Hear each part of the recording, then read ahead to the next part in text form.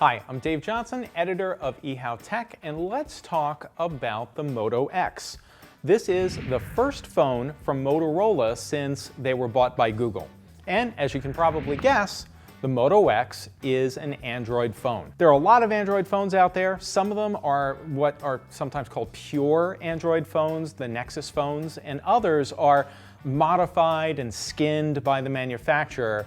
The Motorola is fairly pure. It's not totally pure, but it's pretty much a fairly, unique Android experience.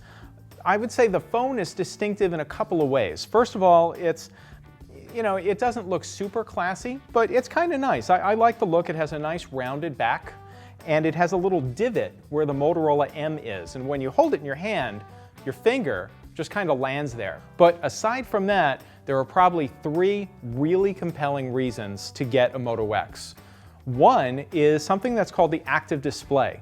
And if you just leave the phone, say, lying face down on the table, if you flip it over, it wakes up and it shows you the time and gives you little icons about, email or Facebook or Twitter messages that you've gotten. So it's a good snapshot view of what's going on. Also, it'll just kind of like breathe every once in a while. The screen will light up and show you that stuff if you just leave it lying around.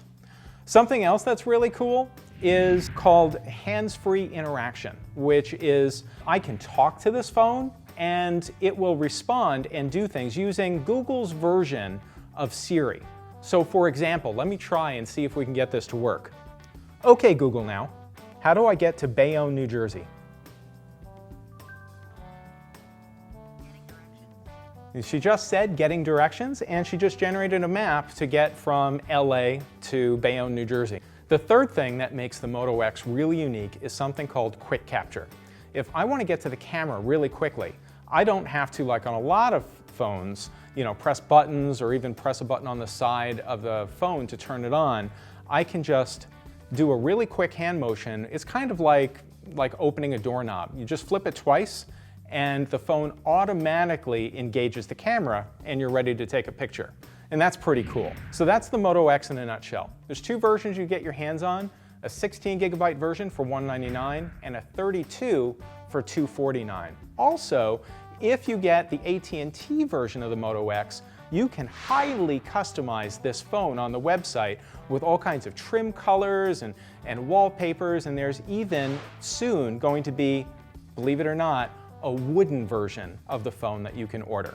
So if you like Android, and in particular you like the idea of being able to give your phone commands at a distance, I'd consider trying the Moto X.